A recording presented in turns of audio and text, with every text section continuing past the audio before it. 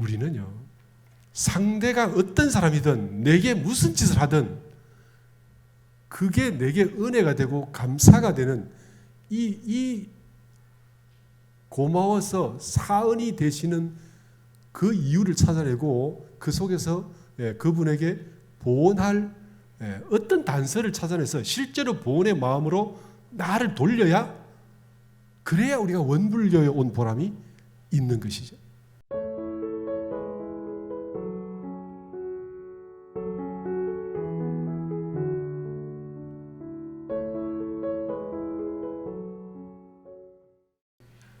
원불교가 무슨 불교냐, 이제 그걸 가지고 제가 옛날에 충북에 있을 때 어른들께서 고민을 좀 많이 하셨어요. 절에는 이제 불공하러 간다 이렇게 이제 말씀을 하시잖아요. 그래서 이제 이거를 원불교에는 뭐 하러 가냐, 이제 그러니까 어른들께서 고민을 많이 하시다가 이렇게 마음 공부하러 간다. 그래서 이걸로 이제 원불교의 교도님들이 딱 한마디로 절에는 못 하러 가냐, 원불교에는 마음 공부하러 간다. 이렇게 이제 제가 한 30년 좀 전에 이게 아마 그 이야기가 된 것 같아요. 제 기억이 그렇습니다. 이제 참 명료하고 원불교의 색깔이 너무 잘 드러나는 것 같은데, 제가 살다 보니까 불교에서 이렇게 출가 수행자들은 뭐하러 불교에 왔냐 그러면 수행해서 부처되려고 왔다 이렇게 하고, 그리고 그냥 보통 신자들은 뭐하러 가냐 그러면 불공에서 부처님께서 주시는 복 받으러 왔다 이렇게 했죠. 저희들도 사실 그런 뜻이 이제 맥락이 비슷한데, 우리는 이제 교도님들도 제가 출가 구분이 없으니까, 명실상부하게 제가 출가 구분이 없으니까, 그래서 교도님들도 수행해서 부처되려고 한다, 복잡하니까 마음 공부하러 간다 이렇게 맞죠. 그런데 이제 사실 마음 공부하러 간다라는 것이 불공에서 복 받으러 간다보다 좀 레벨이 높습니다, 그죠?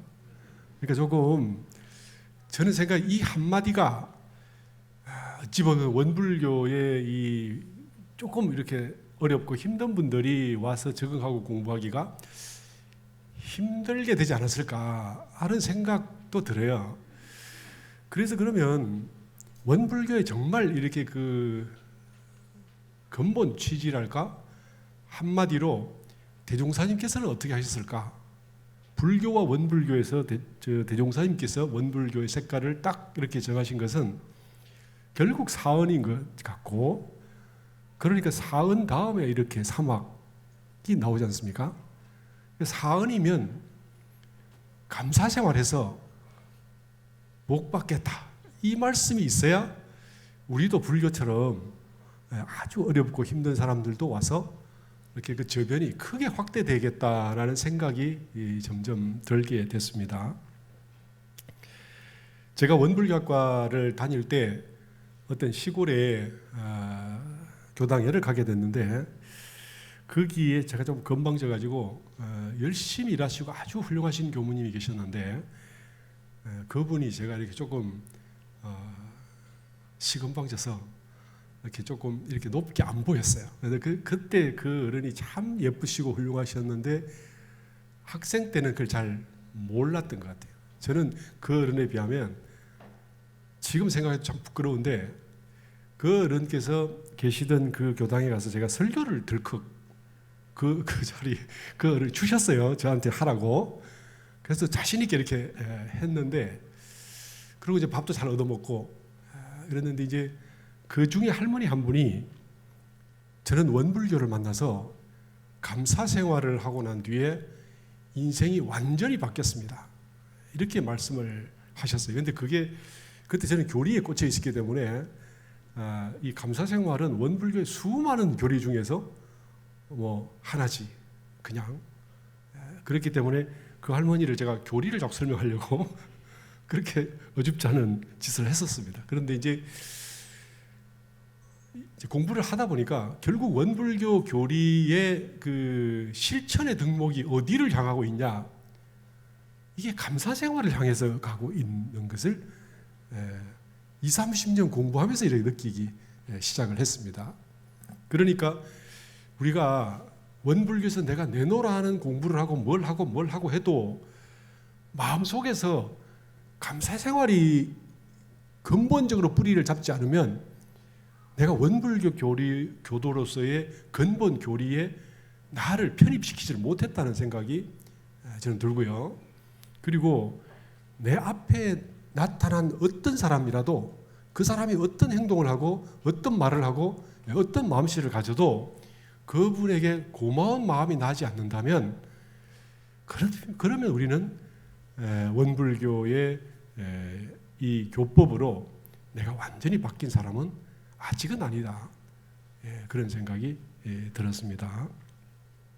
근데 그 할머니께서요, 남편은 젊었을 때부터 자꾸 딴짓을 하고 집 바깥으로 돌고, 아이들은 이렇게 뭐 말을 안 듣고 또 이렇게 이상한 짓을 하고 이렇게 해서 몹시 힘들었는데, 당신께서 이렇게 하다가 원불교에 와서 친구 따라와서 감사 생활을 하면서 완전히 바뀌면서 영감님도 돌아오고 아이들도 이렇게 바로 내가 감사 생활만 했는데 이 일이 어떻게 이렇게 다 제자리 잡고 제자리 돌아왔는지 모르겠다.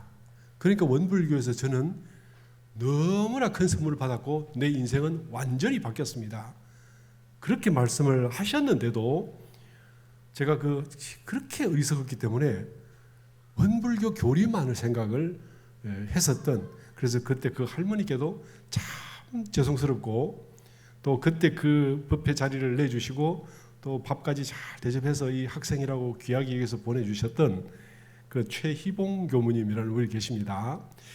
제가 여기 와서 보니까 우리 그 강동교당에 좀 사시다 가셨는데 그분이 강동의 분위기를 일신하시고 가셨다는 말씀을 들었습니다. 혹시 들으시면 이 자리를 빌어서 그때 그 건방졌던 마음을 사과를 드리겠습니다. 감사생활, 이게 이제 원불교 교도들이 사종 의무도 의무지만 무엇보다도 감사생활이 사실은 의무고, 감사생활로 내가 행복해지고 내 인생이 달라져서 빛이 나야 되는 것이 원불교 교도로서의 사실은 의무다라고 저는 생각을 합니다. 감사생활은요, 어떤 상황에서도 상생의 기운을 부릅니다. 내가 무엇을 하고 안 하고를 떠나서 저 사람이 나에 대해서 감사한 마음을 가진다라는 이유 하나만으로 우리는 그 사람과의 관계가 좋아질 수밖에 없습니다. 그 사람이 실수를 하고 이상한 짓을 하고 엉망을 해도 그 사람이 나에 대해서 감사하게 여긴다라는 단 딱 그 하나 때문에 우리는 그 사람을 미워할 수가 없게 되는 것이죠. 아마 이렇게 인생을 쭉 살아보시면 아시겠지만 그 사람에 대해서 상당히 불편했었는데 그 사람이 나에게 좋아하고 호감을 갖는다는 한 이야기만 있으면 우리는 그 사람과의 관계를 얼마든지 호전시킬 수 있고요. 또 그게 내가 호전시키는 게 아니라 시작이 그 사람이 나에게 갖는 그 호감과 감사한 마음이 그것이 열쇠가 되고 뿌리가 돼서 바뀐다라는 것을 우리가 확연히 알 수 있죠. 그러니까 감사는 이유 불문하고 상생의 기운을 부른다. 그렇죠? 네, 그렇습니다. 그래서 시비하지 말고 감사를 먼저 해야 된다는 생각을 합니다. 감사를 할 수 없다면 그때부터 큰 문제들이 일어나기 시작하죠. 그래서 감사는 내 속의 원망도 녹이고 다른 사람 마음속의 원망도 녹이게 됩니다. 그래서 자타의 원망을 녹이고 이어서 일어나는 악을 멸한다. 이것이 감사의 근본적 위력이다.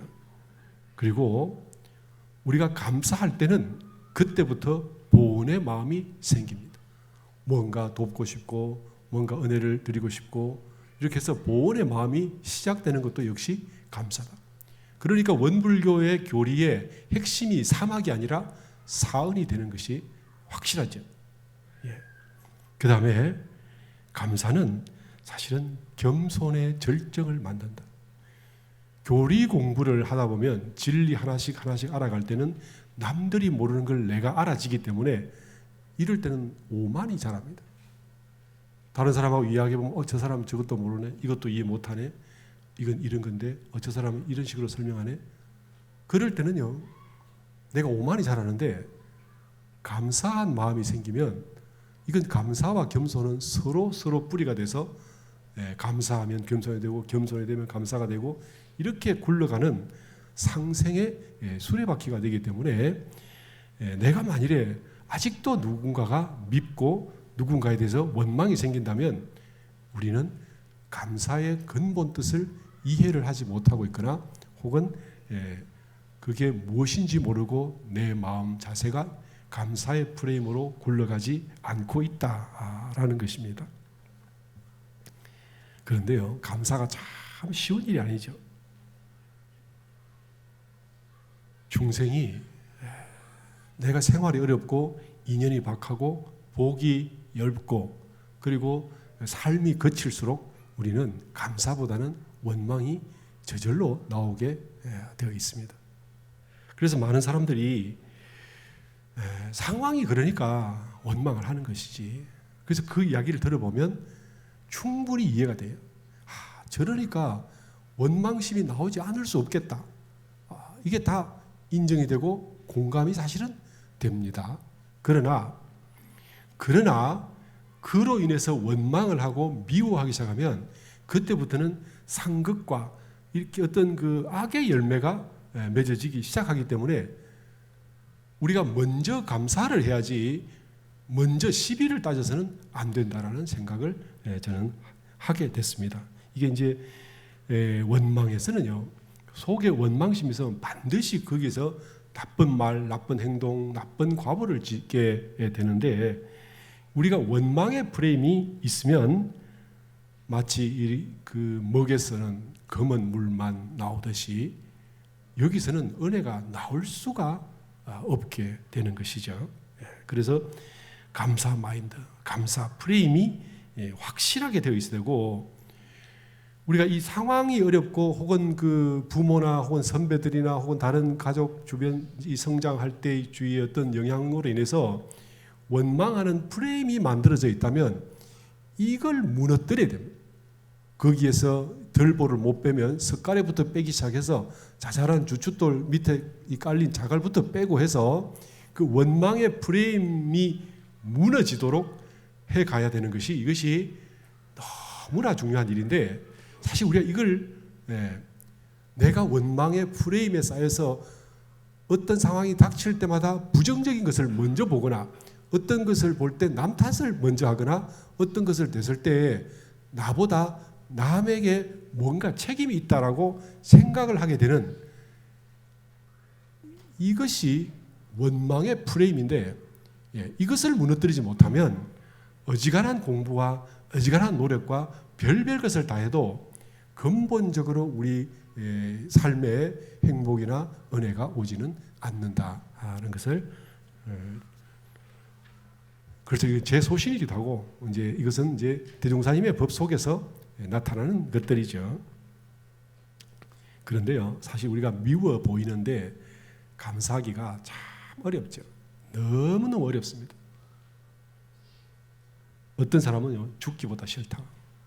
같이 너 죽고 나 죽자 이런 말이 있어도 그죠? 그게 뭡니까? 내가 나빠져도 너를 괴롭히고 말 거야.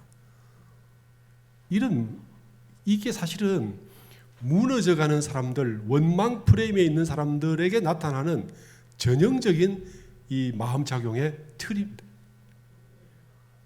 어떤 상황이 있어도 그래서 이제 이런 원망 프레임이 있는 사람은요, 어떤 미운 사람이 하나 사라지면 그걸로 끝일 거지만 또 다른 미운 사람이 하나 나타나고 또 그 사람이 사라지면 또 다른 미운 사람이 하나 나타나서 누군가는 미워하지 않으면 내 정신작용이 그 에너지를 얻지 못하는 그런 상황으로 가서 끝끝내는 내가 멸망하고 내가 완전히 쓰러져야, 쓰러지고 나면 그때도 원망이 없으냐? 그게 더 있지요. 없어지지 않죠. 바닥까지 내려가고 땅속까지 이렇게 파고들어도 이 원망은 한 번 프레임이 만들어지고 나면 사라지지 않는 것이 특징이다. 그러므로 대종사님 표현대로 죽기로써, 이건 이제 요새 말로 하면 죽자고 감사로 돌리자, 이렇게 할 수밖에 없는 거죠. 감사하지 않으면요 복이 오지 않습니다. 첫 번째, 내 마음에 눈앞에 보이는 것이 행복이 아니고, 두 번째는 복을 짓지 않기 때문에 복이 오지 않고, 세 번째는요 현실 자체에서도 복이 오지를 않습니다. 인연이든지 인과든지 내 마음에서 벌써 악심이 나는데, 이렇게 악심이 있는 사람을 누가 봐도 불편하죠. 그 사람들이 오질 않겠죠. 그 다음에 업을 짓는 것도 선업을 짓고 싶은 마음이 나질 않겠죠.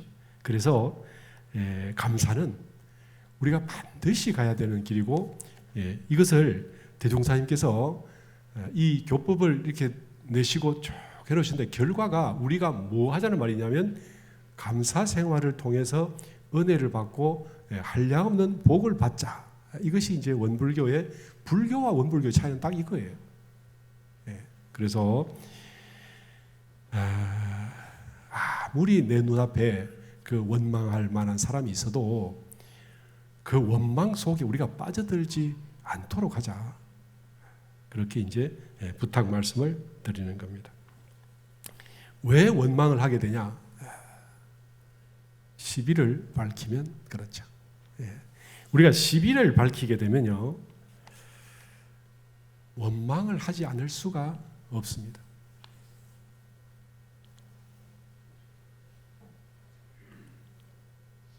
참 힘들죠. 인생이 미를 찾는 사람은 모든 것을 미를 중심으로 판단을 하게 되고요, 음악을 찾는 사람은 음악을 중심으로 판단을 하게 됩니다. 돈을 찾는 사람은 돈을 중심으로 판단을 하게 되고, 시비를 따지는 사람은 시비를 중심으로 이 세상의 질서를 짓게 됩니다. 그런데 시비는 결국 결과가 뭡니까? 누가 옳으냐라는 거고, 그러면 틀리면 어떻게 할 건데? 미워할 거야? 아니면 내가 밟아줄 거야? 그건 아니잖아요. 내가 그렇게 할 수 없지만 잘해야 너 틀렸어. 그리고 네가 틀린 이유를 내가 혼자 참고 있기가 힘들고 옆에다 이야기할 거고, 그죠? 그렇게 해서 주변에 내가 네가 틀린 걸 자꾸 이야기를 그럼 그때부터 악업이 생기기 시작하죠. 그럼 말 안 하고 혼자 가만히 생각하고 있다. 속에서 원망심이 나게 됩니다. 시비를 우리가 왜 하냐? 시비를 가려서 은혜를 만들고 복을 생산하고 일을 성공시키기 위한 것이지, 그러니까 시비를 가려서 죄업이 생기게 해가지고 내가 지옥에 가도 좋고 난 고통을 받아도 좋고 내가 이렇게 고통스럽게 사니까 우리 가족들은 나랑 상관없이 행복하게 살게 될 수가 없죠. 그러니까 내게 가까운 사람들이 몽땅 다 시비로 들어가고 원망으로 들어가서 결과가 고로 가도 나는 시비가 더 중요하면 그러면 시비를 하면 되죠. 부처님께서는요, 시비하는 사람들을 뭐라냐면 수라세계에 사는 중생이다, 그렇게 하셨어요. 근데 우리가 대종사님께서 사람이 다 복을 원한다 하시잖아요. 그죠? 낙을 원한다고 하시잖아요. 복과 낙을 원하는 사람은 시비를 밝혀서 남 탓을 하는 데서, 원망을 하는 데서 복과 낙이 오질 않습니다. 그 복과 낙이 안 와도 좋아. 난 정의를 밝히면서 시비를 가지고 난 옳음을 선택하고 살 거야. 그렇게 하려면 하셔도 됩니다. 그런데 대종사님께서는요, 바라는 낙을 맞아 오자는 것이니라, 그렇게 말씀하시죠. 우리가 바라는 낙을 맞아오자는 것이니라. 아마 제 생각에 지나가는 사람 1000명을 놓고 물어도, 누구에게 물어도 나는 시비를 밝히고 그 고속에 들어가서 사는 게 더 재밌어, 이런 사람이 있을까요? 그러니까 시비를 어떻게 해요? 덮어놓자. 대산종사께서는요, 지난 일은 묻지도 생각하지도 말라, 이렇게 하셨죠. 어제 일까지도, 금방 지난 일도, 지난 일은 묻지도 따지도 생각하지도 말라. 그 말씀이 뭐냐면, 너희들이 뭔지 모르고 시비를 자꾸 나누어서 불평하고 욕하고 원망해서 뭔가 고통의 바다를 불러오는 그걸 멈추고 감사하고 보온하고 이렇게 해서 바라는 낙원을 맞아오자는 것이니라. 그 말씀이잖아요. 그런데 제가 저를 봐도 이게 한 원불교 출가 38년 동안에 요거 하나 알기가 그렇게 어려웠던 것 같아요. 제가 똑똑한 게 좋고요, 남들이 어리석으면서 내가 똑똑하면 그게 그렇게 기분이 좋았어요. 남들이 똑똑해가지고 칭찬받으면 거기서 이렇게 열이 올라왔어요. 뭔가 내가 더 똑똑한, 그래서 제가 좀 더 아는 게 있으면 이걸 일러주면 남들이 이걸 알고 또 잘난 척 할 건데 내가 더 잘나고 싶은데, 거기에 매몰되어서 사는 게 10년, 20년이 됩니다. 근데 행복하려고 하면 내가 아는 모든 것을 다 일러주고 사람들과 관계를 좋게 만들고 그 사람하고 꼬이고 뒤틀린 인연이라도 풀고 또 풀어서 은혜의 관계를 만들고, 그 다음에 제일 급한 일이 내가 누군가 내게 나쁜 인연을 왔을 때 그걸 돌려서 은혜로 감사로 생각할 수 있는, 그것이 실력이다. 그래서 감사가 실력이지 뭘 아는 게 실력이라고 잘못 생각하고 착각하는, 여기서 우리가 고해가 계속 밀려든다는 것을 알게 됐죠. 그런데 그렇게 보고 나니까요, 마치 제가 은행 점원이 된 것 같아요. 하루 종일 돈을 세는데 다 남의 돈이에요. 교무가 돼가지고 사리를 진리를 교법을, 그리고 그 속속들이 단어마다 그 의미한 그 예를 들면 한이 하고 이 차이가 뭘까, 이런 것까지 공부하면서 글자 공부를 해가지고요, 우리 원불교 교법을 설명하는 데는 귀신이 돼 있었어요. 그런데 마음을 돌려서 다른 사람이 내게 온 것을, 대중사님 말씀도 있죠. 좋은 사람이야 누가 잘못하냐, 누가 잘못 보느냐. 안 좋은 사람, 내게 불편한 사람, 뭔가 아닌 사람에 대해서도 좋게 보는 그것이 실력인데, 그게 감사의 실력이에요. 그런데 저는 그 힘을 하나도 쌓지 않았더라고요. 20년이 지나도록.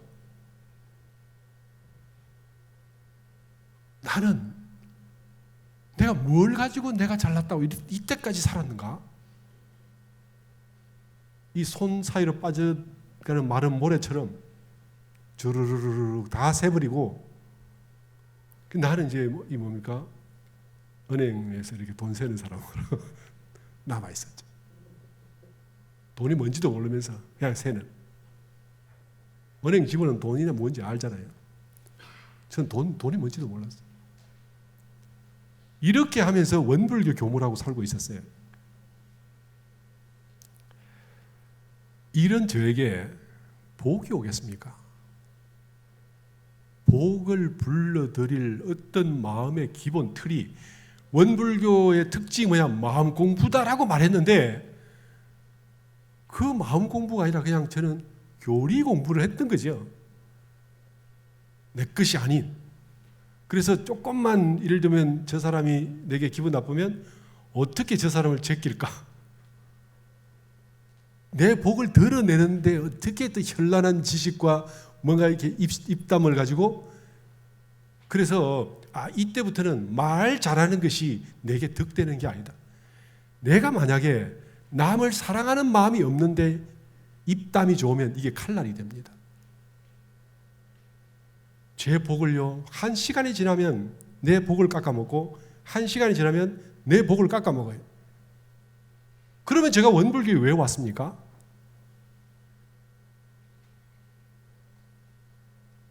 자칫 잘못하면 이렇게 됩니다. 이런 저에게 수많은 어른들께서 그 많은 가르침을 주셔도 제가 캐치를 못하고 알지를 못했다는 이유는 뭡니까? 원망의 프레임이 있는 사람에게는 설득도 안 되고 이해도 시킬 수가 없다.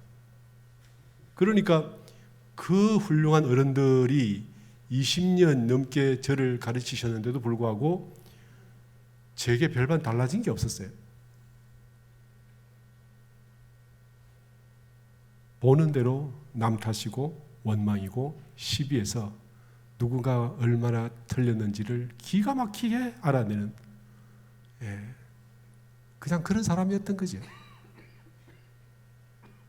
우리는요, 상대가 어떤 사람이든 내게 무슨 짓을 하든 그게 내게 은혜가 되고 감사가 되는 이 고마워서 사은이 되시는 그 이유를 찾아내고 그 속에서 그분에게 보온할 어떤 단서를 찾아내서 실제로 보온의 마음으로 나를 돌려야, 그래야 우리가 원불교에 온 보람이 있는 것이죠.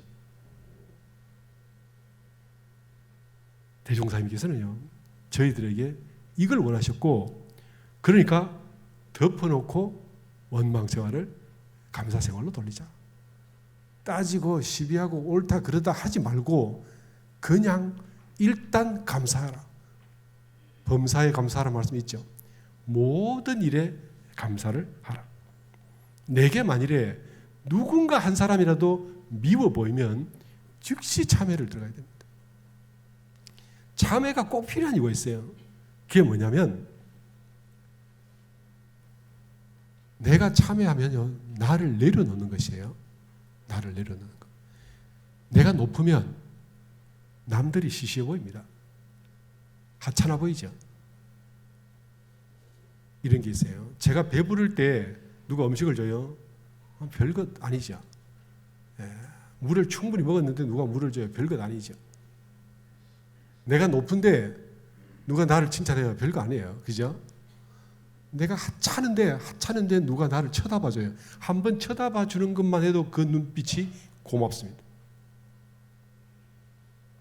길의 노숙자가 철저히 노숙자가 돼야, 바닥까지 떨어진 마음까지 모조리 싹 다 노숙자가 돼야 지나가는 사람이 멸시하는 느낌으로 던져준 1,000원이 그렇게 고마워지는 겁니다. 내가 오만한데 누가 돈을 그냥 줘요? 저 사람 참 봉투에도 안 넣고 이게 뭐야? 이따위 생각을 하게 되는 겁니다. 그렇지 않습니까? 감사를 하려면 무아를 철저히 느껴야 사실은 거기서부터 생각을, 은혜를 받아들이기 시작하는 거죠. 제가 교무를 하다 보니까요, 참 이게 오늘 이 말씀 드려도 될지 모르지만, 교무를 하면 돈을 늘 받습니다. 제 돈이 아닌 돈인데도 불구하고 사람이요, 돈을 자꾸 받잖아요. 그러면 받아서 원불교로 들어가는 거죠. 제 돈 아니지 않습니까? 근데 자꾸 받다 보면 받는 근성이 생깁니다. 제가 어느 날 문득 느꼈어요. 아, 교무를 하면서 철저한 성찰이 없으면 이게 거지 근성이 생기는구나. 그러니까 조금 더 주면 그 사람 다르게 보고, 조금 작게 주면 시시해 보이고, 제가 그런 걸 느꼈어요. 이거 자칫 잘못하면 크게 간급하겠다. 이게 아마 제 생각에요, 모든 교무님들이 느끼는 공통적인 특징이고, 이게 문제일 겁니다. 제가 유치원을 하는데 어떤 유치원 자모가 애가 3명인데 3명이 우리 유치원에 다 와요. 그러면 이제 이 세배를 받잖아요, 그죠? 얘한테. 근데 그 엄마가 더 이쁘더라고. 물질은요, 세력이 있고 힘이 있습니다. 그리고 제가 정신을 못 차리고 마음 공부에 철저하지 않으면 이런 마음이 생겨요. 그러니까 아주 힘들고 가난한 교당에서 교무님이 누가 돈 한 푼 주면 얼마나 고맙겠습니까? 그죠? 당신 돈이 아니래도 교무들은요, 그런 약점이 있어요. 그러니까 제가 이제 부산에 있으면 조금씩 이렇게 돈의 여유가 있으니까 이것저것 좀 해가지고 어려운 교당에 또 주잖아요. 또 오만이 생기더라고요. 제가. 그래서 교무는 이래도 문제 생기고 저래도 문제 생기고, 마음을 철저히 중심을 잡지 않으면 그냥 번뇌에 쌓여서 굴러가게 되는 거구나. 그래서 각성을 하고 또 하고 하고 또 하고, 그래서 일부러 가장 우리 교당에서 가난한 분이 누군가, 가장 힘든 분이 누군가, 그래서 그분은 예를 들면 이렇게 한 4년 5년 가까이 법회 오시고 식사하시고 또 이렇게 같이 어울려서 차 마시고 또 다른 분들이 떡 공양하고 이렇게 고기 공양하고 이렇게 하잖아요. 얻어먹기만 하고 한 번도 돈 안 낸 분이 있어요. 그분의 제 마음이 어떨까요? 그분을 제가 챙기기 시작했습니다. 근데 그분이 한 번 10,000원을 냈어요. 10,000원을. 그분이 마음을 돌이킬 때 제가 참 눈물이 났어요. 그게 그분의 문제인데 제 마음을 제가 돌이키더라고요. 제가 보니까. 이게 제가 뭐냐면요, 사람이 철저하게 겸손하고 내 것이 아니고 마음을 완전히 비워야 세상이 은혜가 많아집니다. 내가 아무것도 모를 때 여기서 예를 들면 장곡동인데 세곡동을 어떻게 갑니까? 물었을 때 누가 한 사람이 일러주잖아요. 그 사람 고마워요. 그렇죠? 길 가다 물었을 때 대답 잘해주면 고맙지 않습니까? 빈 마음일 때 감사가 솟아나는 거죠. 그래서 이게 철저하게 바닥으로 내려가서 완전한 겸손, 공이 되지 않으면 우리에게 감사심이 나지 않고, 감사심이 나지 않으면 세상이 은혜가 되지 않겠다. 이것이 원칙이죠. 그래서 저는 경계가 사실은 다 우리의 마음을 비추는 거울이 돼서 시시각각으로 내 앞에 나타나는데, 거기서 나는 무엇을 보나? 내가 보는 경계가 그냥 경계면 이건 공부하고 관계없습니다. 근데 사실은요, 그 나타나는 경계가 모조리 내 마음의 나타남인 줄을 알 때, 그때부터 우리는 내가 바뀌기 시작하고 내 속에서 은혜가 나타나기 시작하고 감사가 솟고 미래가 복되기 시작하는 거죠. 저는 그랬습니다. 하나하나 살면서. 그래서 결국 수행자로 사는 것은 나를 완전히 비우고 바닥까지 내려가서, 아까 제가 말씀드렸죠.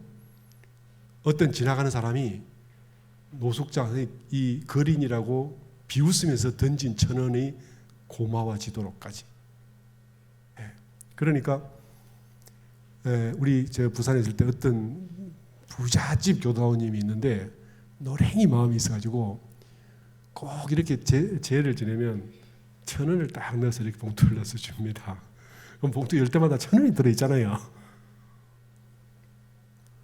그게 뭐냐면 내 공부를 시키는 그 경전이.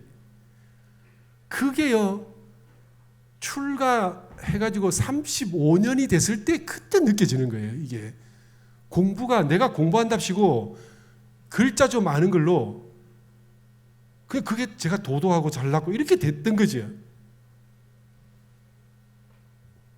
하나하나가 전부 이게 교무를 가르치는 경전이구나를 느끼게 되는 겁니다. 이렇게 하지 않으면 근원적 감사 생활이 나지 않습니다. 감사를 하지 않으면요, 내 주변 인연들이 내 가정부터 나의 삶부터 내 정신부터 피폐하고 썩어 들어가기 시작하는 거죠. 그렇게 해가지고야 어떻게 은혜가 생산되겠습니까? 우리가 자칫 잘못하면 조건이나 경계나 내가 가진 몇 푼 안 되는 이 지식이나 지혜나 조금의 경험들이 오만함을 만들기가 참 쉽습니다. 그래서 이 두 눈을 이렇게 절에 들어가면 이렇게 보이는 사천왕 문에 보면 사천왕이 눈을 부릅뜨고 있잖아요. 그렇게 눈을 부릅뜨고 내 마음에서 무엇이 일어나는지를 살피고 또 살펴야 우리는 감사 생활을 무난히 할 수 있고, 이게 이제 해탈이 되고 그래서 집착이 사라지고 인과의 자유자재하고 보면 이런 눈을 떠나가거나 똑같이 되지만, 내가 만일에 견성을 해서 항마를 하지 못했다면 항마를 했다 하더라도 눈을 부릅뜨고 지켜보는 것이 필요하다. 저는 다행스럽게 어찌 대종사님 법을 만나서 이렇게 스스로를 돌아보면서 공부하게 해주신 어른들께 너무너무 감사를 드립니다. 제가 이때까지 살면서 원불교가 아니면 도대체 내게 만들어진 게 하나도 없구나를 그걸 느끼죠. 그래서 사람들이 뭣도 모르고 어찌 다행 원불교 우리 대종사님 법을 찾아서 이렇게 이야기를 많이 하는데, 그래 너 뭐가 다행인데? 저는 그래요. 이제 어찌 다행이란 말씀이 제 가슴 속에 이렇게 가라앉는 것을 느끼게 됩니다. 그러니까 우리가 지옥 생활을 하기 싫거든 감사 생활을 해야 되고, 감사 생활을 하려고 하거든 마음이 겸허하고 겸손해져서 청정한 마음에서 일체를 은혜로 볼 수 있도록 되어야 된다 하는 말씀을 제가 드립니다. 그리고 이 감사 생활은 저절로 되는 것이 아니라 내가 오늘부터 감사해야지 한다고 되는 건 아니에요. 제가 어릴 때 이렇게 부산에 눈이 이제 지금은 거의 안 오지만 제가 어릴 때 그래도 눈이 제법 와서 1년에 한두 번은 이렇게 눈사람을 만들 수 있는 눈이 왔었어요. 그때는. 이제 근데 저는 이제 제가 막내기 때문에 위에 누나랑 형은 이제 잘 만들어서 멋있게 동네 형아들이 막 눈 오면 막 동네 앞에 쫙 가면서 눈사람 다 만들어놔요. 이제 눈이 귀하니까. 근데 저는 이렇게 눈을 이렇게 뭉쳐보고 좀 굴려보면 탁 쪼개지고 또 이렇게 뭉쳐보면 탁 쪼개지는 거예요. 그래서 이게 왜 그런가 봤더니 우리 형이 이제 제가 좀 보니까 안 됐는지 가르쳐 주더라고요. 눈을 처음에 뭉칠 때 단단하게 꽉꽉 뭉쳐서 손으로 있는 힘을 다 해서 뭉쳐서 단단해져야 이게 굴러가면서 이 단단해지면 이게 안 깨지는데, 어릴 때 전부터 모르니까 대충 설렁설렁 해가지고 이거 굴르면 속에가 이렇게 엉성하잖아요. 그러면 주먹 반만한 돌멩이를 하나 만나도 걸리면 탁 쪼개지는 거예요. 이게 눈사람 다 만들어 보셨죠? 눈사람이 크게 되려면 안에가 돌덩이처럼 단단해지면 어떤 상황을 바위를 만나도 이게 안 깨집니다. 그런데 어설프게 안에 이러면 이게 주먹만한 돌멩이 만나면 그냥 탁 쪼개지거든요. 그럼 그때 그 또 섭섭한 마음이 얼마나 또 있겠어요. 우리의 감사심이 이런 것 같아요. 사언어를 해결해서 철저하게 뭉쳐서 단단하게 만들어야 되는데, 이렇게 하지 않고 내가 그냥 감사해야지 이러면서 오만함 좀 가지고 건방짐 좀 가지고 이렇게 만들어 놓으면요, 경계 만나면 내가 지한테 겸손해 주니까 지까지 게 이런 마음이 싹 올라와요. 그래서 내가 니깐 놈한테 감사해, 차라리 딴 놈한테 불공하지, 이렇게 돼버려요. 그 마음 가지고는 우리가 사언이라고 받들 수가 없죠. 은혜로운 사람, 재수 없는 사람, 그죠? 원수 같은 놈, 이렇게 쪼개져서 그래가지고야 우리가 원불교 믿는 보람이 어디 있겠습니까? 내게 만약 어떤 싫은 사람이 나타났다면 내 문제다. 내가 감사심이 핵으로 뭉치질 않았구나. 이렇게 우리 스스로 자성을 하셔야 됩니다. 그리고 제가 보니까 제가 사고 쳤을 때 우리 아버지는 가서 그 사람한테 막 따지지만 우리 어머니는 항상 제가 잘못한 걸 우리 어머니가 잘못했다고 늘 그랬어요. 그게 뭐냐면 배우든 못 배우든 상관없이 우리 아들을 위해서는 내가 뭐라도 양보하고 그렇게 할 수 있죠. 참 주인이 되면 모든 게 아쉽고 미안해서 아들 보호에만 집중을 합니다. 원불교 교무도요, 제가 해보니까 이 교당을 어떻게든지 키워야 되겠다. 그러면 제가 약자가 되고 아쉬운 사람이 돼서 할 말 다 못합니다. 제가 부산에 있을 때 아마 말씀을 드렸겠지만 아이들이 한 600명 좀 됐거든요. 그러면 어떤 일이 벌어지냐면 선생님들 보내는 아이들 600명이지만 제 눈에는 엄마들이 600명이에요. 기저귀 막 떼서 아장아장 걷는 놈들이 이제 유치원 들어오기 시작하는데 엄마들이 이런 아이들을 유치원에 맡겨놓고 유치원 선생이 우리 애를 어떻게 대하는지 보자 매의 눈으로 쳐다보고 있습니다. 이렇게. 그리고 아이들의 말을 믿지 저희들 말이나 선생님 말을 절대로 믿지 않습니다. 아이들이요 3살만 되면 거짓말을 잘해요. 네, 실제로 그렇습니다. 그런데 그 말을 믿지 우리 말을 안 믿는 거예요. 그러면요 저는 입장이 어떤지 아세요? 600마리의 멧돼지가 새끼를 맡겨놓은 그 돌격하는 느낌 있잖아요. 다 그런 건 아니지만 그럼 600명까지 중에서 한 200~300명의 엄마는 그렇게 보고 있지요. 그러면 그때 이 엄마들 중에는요 멧돼지도 있고 곰도 있고 호랑이도 있습니다. 그죠? 늑대도 있고. 그럼 그 억울한 소리가 얼마나 많겠습니까? 그런데 제 뜻대로 제 마음대로 말할 수가 없어요. 말 한 번 하면 한 엄마가 사이트에 올리잖아요. 치명타입니다. 사실이 뭔지 어차피 세상 사람은 몰라요. 모든 사람에게 무조건 고개 숙이고 기분 안 나쁘도록 성질나서 갔잖아요. 전화 또 합니다. 또 전화하고 그 아이의 집중불공 일주일간 이렇게. 그게 유치원입니다. 근데 여기서 내가 옳은 게 무엇인지 따지고 들어가면 우리 어때요? 유치원 안 하려면 그렇게 되죠. 그런데 유치원을 하려고 하면 학원을 돌아가게 하려고 하면 시비는 접어야 되는 거예요. 그렇지 않습니까? 예. 제가 600명의 멧돼지가 좀 가하고요. 실제로 멧돼지처럼 저돌적으로 덤비는 사람들이 한 60~70명은 됩니다. 확실해요. 그럼 이 사람들이 한번 삐끗하면 이미지는 뜨게 됩니다. 그런데 저는 그 사람들에게 은혜를 받는 사람이고 그 사람들은 우리한테 돈을 주는 사람이잖아요. 그렇죠?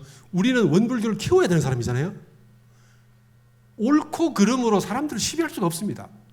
어떻게 해야 돼요? 감사하고 또 변명하고 또 감사하고 또 변명하고 그렇게 해야 조직이 돌아가지. 초등학교처럼 선생님들이 갑이 아니에요. 철저하게 어립니다. 기분 나쁘면 나 옮길 거야. 옮기면서 욕 도배해놓고 갈 거야. 이렇게 되는 거죠. 그게 현실이에요. 사람들은요 아무나 할 수 있는 것 같지만 어떤 욕이라도 다 참을 수 있고 어떤 상황이라도 다 견딜 수 있어야 그게 돌아가는 거죠. 우리가 대종사님의 법을 가지고 이 교단이 크고 우리 강남교당이 성장하려면 이걸 맡아주는 주인들이 열에 한 명 있어야 돼요. 그럼 우리가 막 600명이면 60명의 핵 중에 핵, 그죠? 이런 분들이 포진을 해줘야 강남교당은 더 성장하는 겁니다. 5만이 적정한 숫자가 돼서 이제 만족할 만하면 그때부터 5만이 생기기 시작하면 그게 한계예요. 더 이상 크지 않습니다. 히딩크가 아직도 우리는 배고프다. 그 8강 학원한테 그랬죠. 16강 학원을 그랬습니까? 그래서 4강까지 갔지 않습니까? 끝없이 배가 고프고 한없는 동안에 계속 주인이 돼서 이 소리 저 소리 다 견디고 내가 옳은데 억울하다. 이 말 입에 나오면 안 되는 거예요. 그냥 어떻게든지 내 사랑이 부족하다. 내 힘이 부족해서 우리 현사님 그죠? 아마 그러신 각오로 새로 시작하실 거라 생각을 합니다. 그렇게 해서 끝모르게 바닥으로 내려가서 모두를 모시는, 그거 누가 할 수 있냐? 부처님이 할 수 있고 부처님이 해내신 거죠. 그래서 부처님이 되신 거고, 그렇게 연말을 이렇게 마치면서 새해는 모두가 감사한, 그렇게 살아가시면 좋겠습니다. 감사합니다.